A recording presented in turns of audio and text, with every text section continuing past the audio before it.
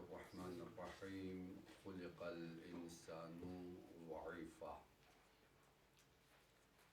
حاضرین و ناظرین سلام اللہ علیکم ورحمۃ اللہ وبرکاتہ۔ ہماری گفتگو کا سلسلہ خود شناسی کے موضوع پہ یہ سلسلہ چل رہا ہے، لیکن مقدمہ کے طور پر ہم خود سازی سے پہلے خود شناسی کے عنوان پہ گفتگو کر رہے ہیں، اور قرآن مجید ہماری گفتگو کا محور ہے، اور ہم قرآن مجید سے انسان شناسی سے متعلق بحثیں کر رہے ہیں۔ دراصل انسان شناسی کا جو تعلق ہے وہ انسانی نفسیات سے ہے، اور انسانی نفسیات کے حوالے سے اگر آپ دیکھیں، آج دنیا میں بڑے بڑے مفکرین، بڑے بڑے دانشور حضرات قلم اٹھا چکے ہیں انسانی نفسیات پر، اور اسی انسانی نفسیات کو بنیاد بنا کر وہ کسی معاشرے میں داخل ہونے کے زمینیں فراہم کرتے ہیں۔ اگر کسی معاشرے میں آپ نے کام کرنا ہے تو پہلے وہاں کے لوگوں کی نفسیات سے واقف ہونا ضروری ہے۔ تو چونکہ مغربی دنیا نے نفسیات پر بہت زیادہ کام کیا ہے، اور اسی وجہ سے آج اگر اسلامی ممالک بظاہر تو آزاد ہے، لیکن فکری طور پر اگر یہ ممالک غلام ہے اور یہ غلامی کی زندگی گزارتے ہیں، تو بنیادی وجہ یہی ہے کہ چونکہ نفسیاتی طور پر مغربی حکومتوں نے، دانشوروں نے کام کیا ہے کہ کیسے اسلامی دنیا میں وارد ہو جائے، اور آج یہ ایک المیہ ہے۔ آج ہم تعلیمی بہت بلند بڑے بڑے نعرے تو لگاتے ہیں تعلیمی، لیکن روان شناسی کے اعتبار سے، نفسیات کے حوالے سے جو کتابیں پڑھائی جاتی ہے وہ مغربی کتابیں ہیں، اور مغربی کتابیں چونکہ ان کی تعلیمی بنیاد مادیات پر ہے، ان کی سوچ کی پرواز عالم ملک تک ہے، اس سے آگے ان کے سوچ کی پرواز نہیں ہے۔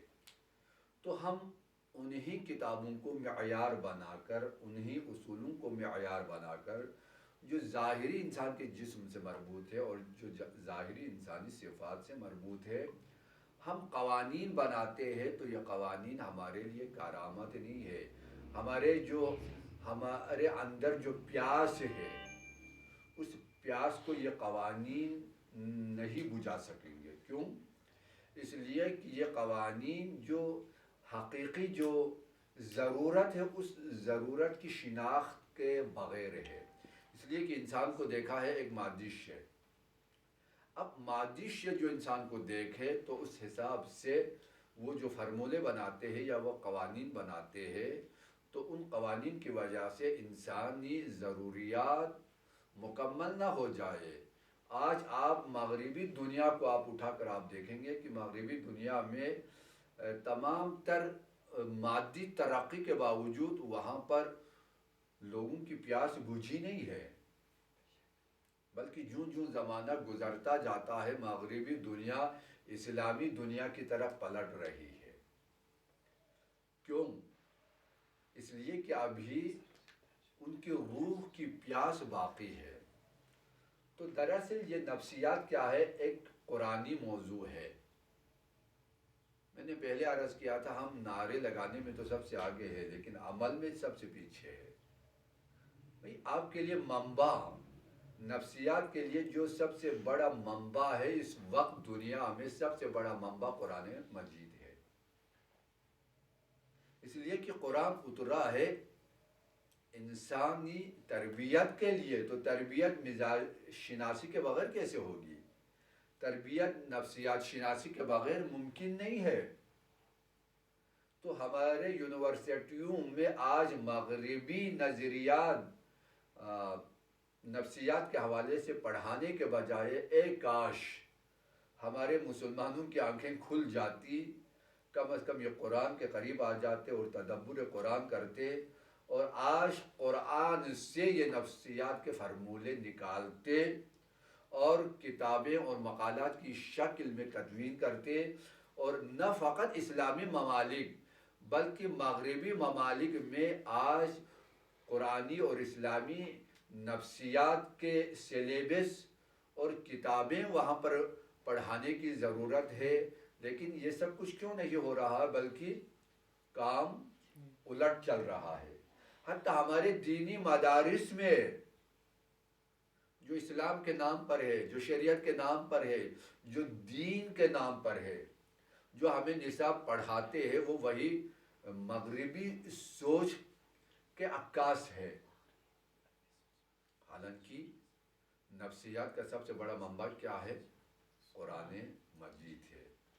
تو ہمیں قرآن میں تدبر کرنا چاہیے۔ اسی وجہ سے وقال الرسول یا ربی ان قوم اتخذوا ھذا القرآن مہجورا۔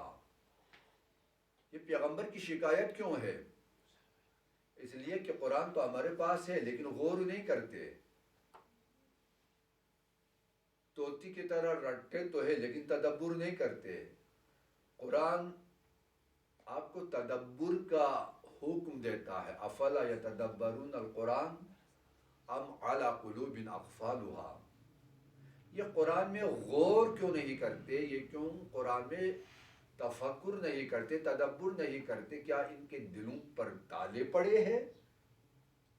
فکر انسانی کو جھنجھوڑ رہا ہے قرآن۔ آپ اور میری ذمہ داری تفسیر قرآن نہیں ہے، تفسیر قرآن وارث قرآن کرے، کیونکہ تفسیر کا ایک معنی ہے کشف حجاب، پردہ اٹھانا، آیت کے ضمیر سے پردہ اٹھا کر مراد الہی سے واقف ہونا، اس کا نام تفسیر ہے۔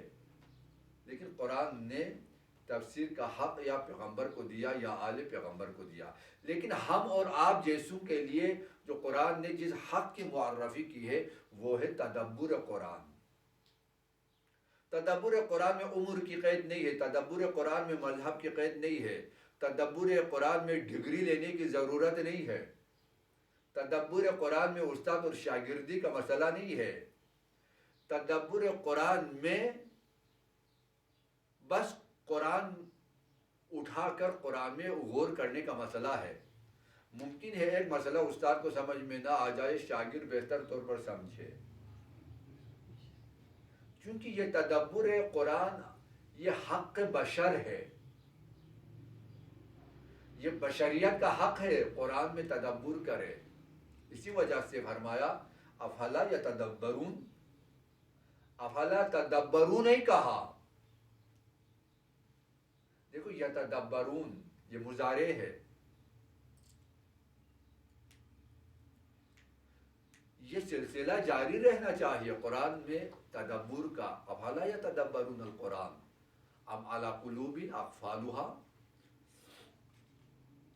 تو عرض کر رہا تھا کہ انسان شناسی کے لیے نفسیات شناس بننا ضروری ہے، لیکن نفسیات شناس کیسے بنے؟ ہمارے کالج یونیورسٹیز اور ہمارے مدارس کے طلاب کے ہاتھ میں غربی منابع ہے، غربی کتابیں ہیں، قرآن نہیں ہے۔ قرآن سے نفسیات کا ابھی تک استخراج نہیں ہوا، حالانکہ قرآن آیا ہے نفسیات کے لیے۔ قرآن کہہ رہا ہے، اب آپ کے لیے ایک آیت پیش کروں، سورہ مبارکہ معارج، سورہ مبارکہ معارج، آپ سورہ مبارکہ معارج آیت نمبر 19 سے لے کر 21 تک 3 آیتیں، یہ مکمل انسانی نفسیات سے متعلق ہے۔ ارشاد پروردگار ہو رہا ہے ان الانسان خلق حلوعا اذا مسه الشر جزوعا وَإِذَا مَسَّهُ الْخَيْرُ مَنُوعًا. یہاں پر انا تاکید کے ساتھ، انا جہاں تاکید کے لیے ہے وہاں تحقیق کے لیے بھی ہے. بھئی یہ ادبیات فقط رٹ کے یاد کرنے کے لیے نہیں ہے. یہ آیت اور حدیث کے میں استنباط کرتے وقت، اجتہاد کرتے وقت، تدبر کرتے وقت، غور کرتے وقت، تفسیر کرتے وقت، قرآن کو سمجھتے وقت ہمیں ان ادبی الفاظ کا سہارا لینا چاہیے تاکہ صحیح معنوں میں ہم بہتر طریقے سے قرآن کو سمجھ سکیں. ورنہ ادبیات یاد کرنے کا فلسفہ کیا ہے؟ تو یہاں پر پروردگار عالم لفظ انا کے ساتھ فرما رہا ہے ان الانسان. دیکھو الانسان جن سے انسان تمام انسانوں کو شامل ہے. یہاں پر یہ نہیں کہہ رہا ہے کہ مومن کا گروہ یا کافر کا گروہ یا فلان علاقہ والے یا امریکہ میں رہنے والے یا پاکستان والے یا ہندوستان والے یا افریقہ والے. نہیں، انسان بے عنوان انسان تمام صفات میں مشترک ہے.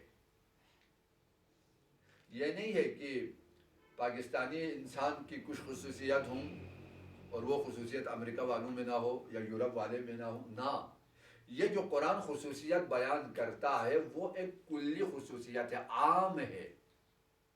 تمام انسانوں میں یہ خصوصیات موجود ہے. تو قرآن کیا کہہ رہا ہے؟ ان الانسان کی تمام انسان کی خصوصیت بیان فرما رہا ہے. کیا؟ خلق ہلوعا. انسان کو پروردگار نے بڑا حریص بنایا ہے. یہ ہلوعا یہ صیغہ مبالغہ ہے. انسان فقط لالچی نہیں ہے بلکہ بہت بڑا لالچی ہے.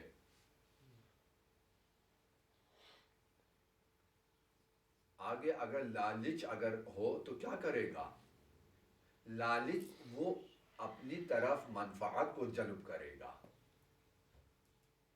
لالچ کا مطلب یہ ہے کہ جہاں پر کچھ نظر آ جائے اپنی طرف وہ اس کو سمیٹنے کی کوشش کرے گا، کھینچنے کی کوشش کرے گا، خود مالک بننے کی کوشش کرے گا.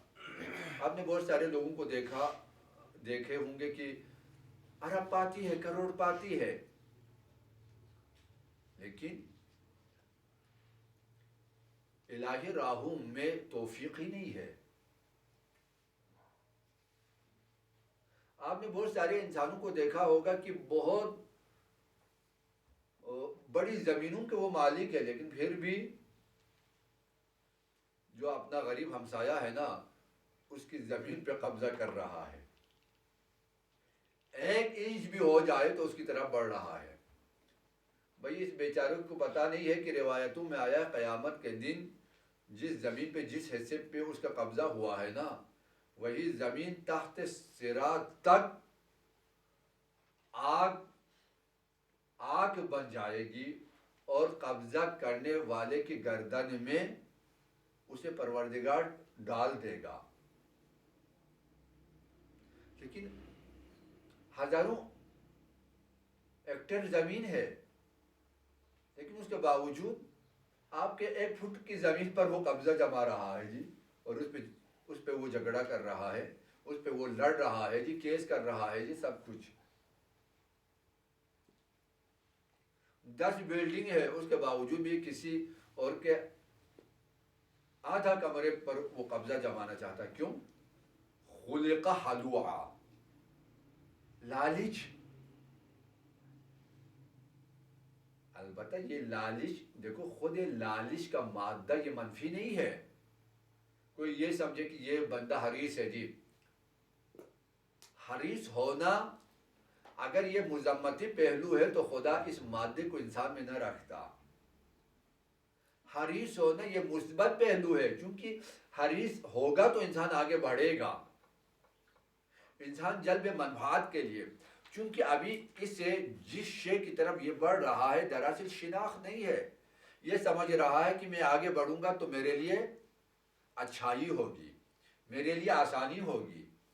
یہ اس سوچ میں آگے بڑھ رہا ہے. اگر اس کو پتہ چلے اس کے پیچھے کیا عذاب کا سلسلہ ہے تو یہ ہاتھ روک لے گا. لیکن خداوند عالم نے اس مادے کو رکھا انسان کے وجود میں. اسی وجہ سے قرآن میں کہا کہ تمہارے لیے بہشت میں وہ ملے، تمہارے لیے بہشت میں یہ ملے. یہ تمام بہشتی نعمتوں کا جو تذکرہ ہے یہ سب کچھ کیوں ہے؟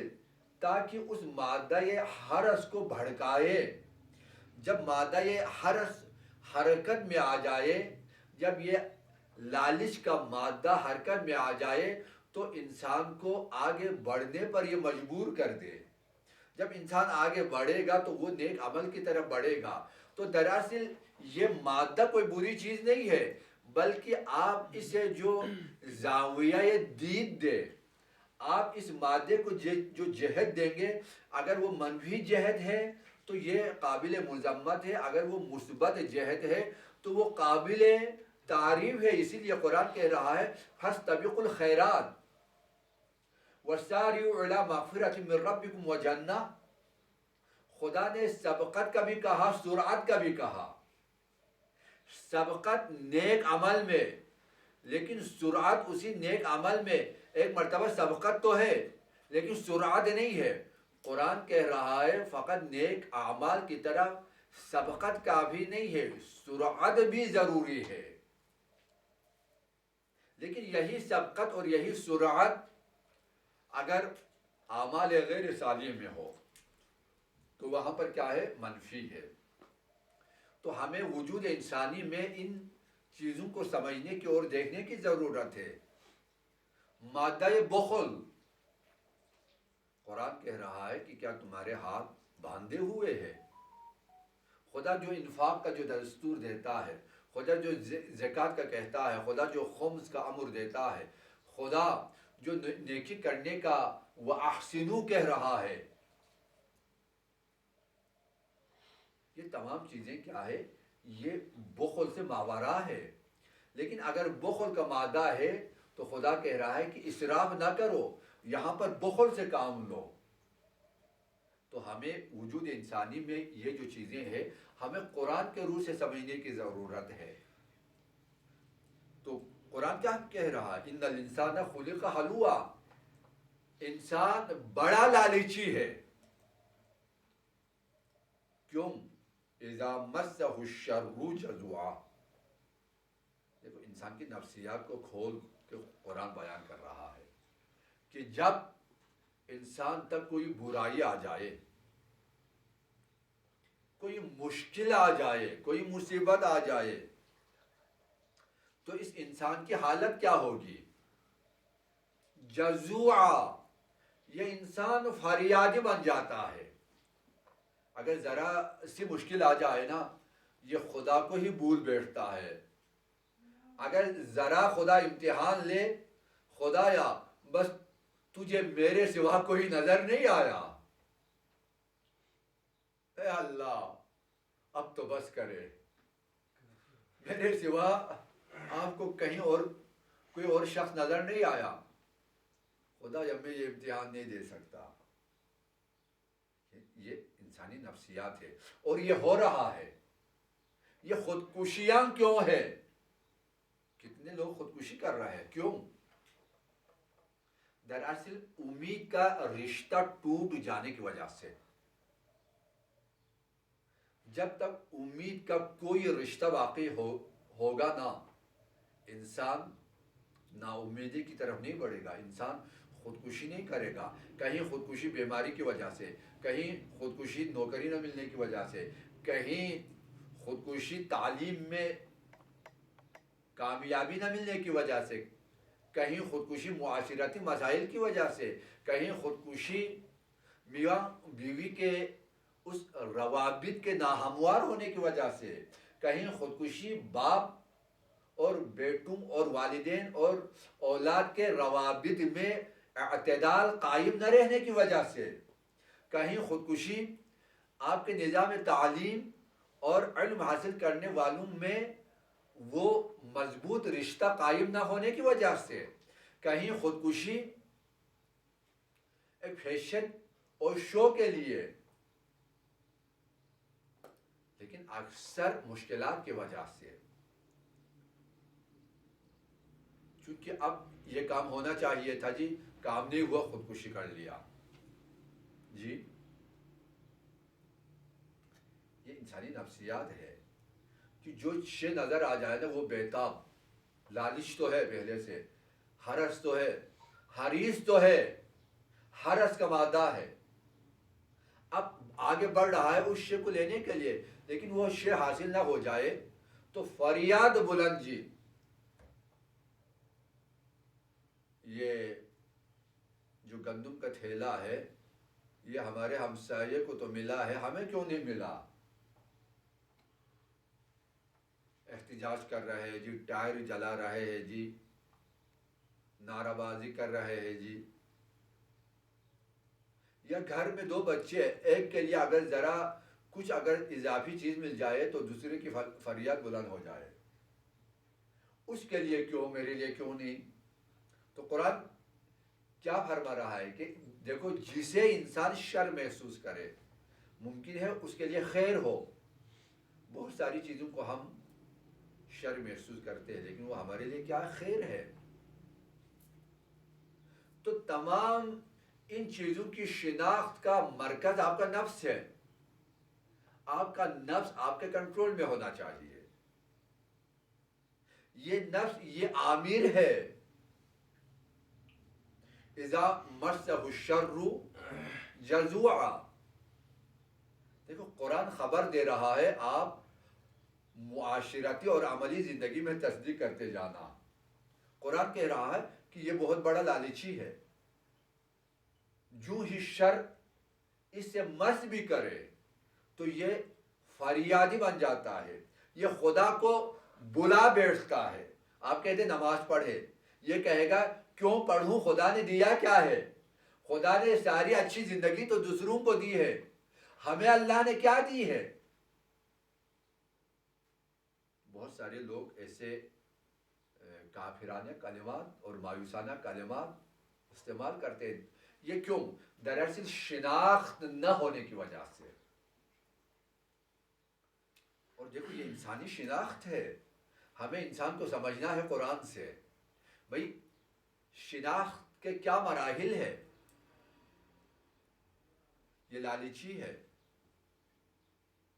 اب پوری ایک دنیا ہے لالچ کے اعتبار سے.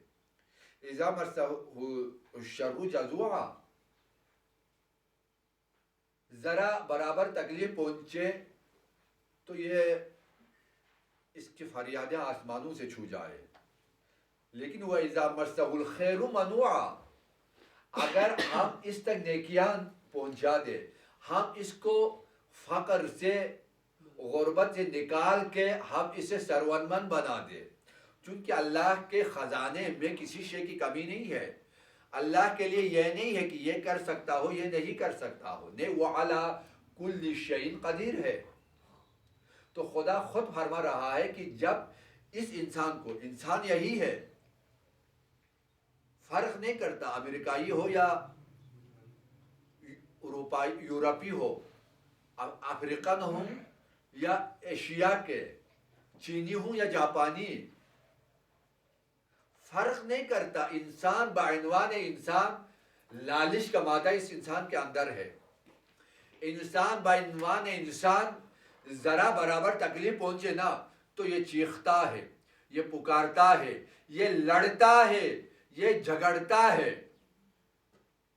کس خوبصورتی کے ساتھ قرآن انسان کی صفات کو بیان کر رہا ہے.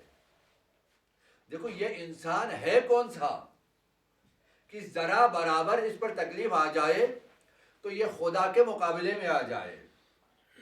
لیکن وَإِذَا مَسَّهُ الْخَيْرُ مَنُوعًا، لیکن اگر ہم اسے خیر دے، اگر یہ ثروتمند بن جائے، اگر یہ دولت مند بن جائے، تو جو پہلے خود فقر میں مبتلا ہو، پہلے خود گدائی کرتا تھا، پہلے خود در بدر کی ٹھوکریں کھاتا تھا، پہلے خود سائل بن جاتا تھا، اب اس کے لیے جب خدا نے ثروت دی تو ہونا کیا چاہیے؟ ہونا یہی ہے نا کہ خدا نے جب ثروت دی تو اب یہ فقراء میں تقسیم کرے. خدا نے جب ثروت دی تو اب یہ غربا میں تقسیم کرے. خدا نے جب دولت دی تو یہ سائل میں کیا کرے؟ تقسیم کرے. ہونا تو یہ چاہیے تھا، لیکن قرآن کہہ رہا ہے نہیں، ایسا نہیں ہو رہا ہے، بلکہ آپ آزمائے. قرآن خبر دے رہا ہے آپ آزمائے. معاشرے میں جو پہلے فقر میں مبتلا ہو، یک دفعہ قرآن کہہ رہا ہے یک دفعہ اس سے اگر دولت مل جائے تو منوعا، یہ بھی مبالغہ ہے. اذا مسہ الشر جزوعا و اذا مسہ الخیر منوعا. منوعا یہ مبالغہ کا صیغہ ہے. یہ بہت بڑا کنجوس اور بخل کرنے والا اور منع کرنے والا بن جائے گا. اب یہ توقع نہیں رکھنا کیونکہ پہلے یہ خود گدائی کرتا تھا، اب ثروت مند بن گیا، اب یہ غریبوں کے دکھ درد کو بانٹے. نہیں، قرآن کہہ رہا ہے یہ انسان یہ سرکش بن جاتا ہے، یہ اپنی ماضی کو بھولتا ہے، یہ اپنی گزشتہ زندگی کو بھولا بیٹھتا ہے. اسی وجہ سے جب اس کی حالت بدلی، لیکن کردار اس کا بدلتا نہیں ہے، بلکہ مثبت کردار سے منفی کردار کی طرف یہ سفر کرتا ہے.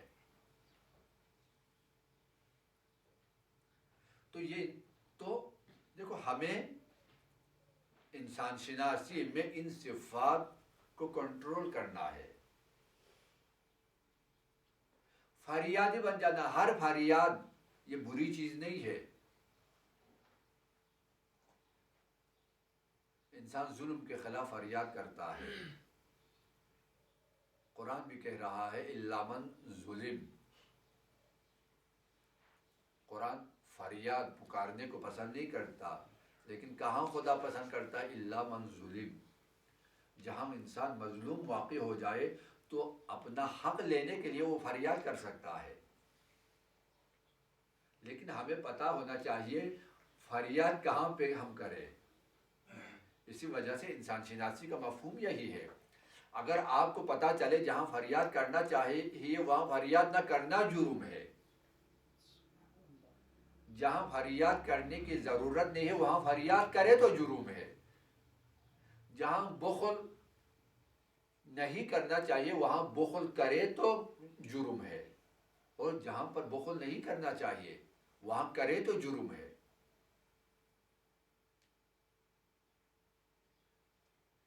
ہمیں یہ مقام استعمال، ایک ہے مقام وجود، ایک ہے مقام استعمال.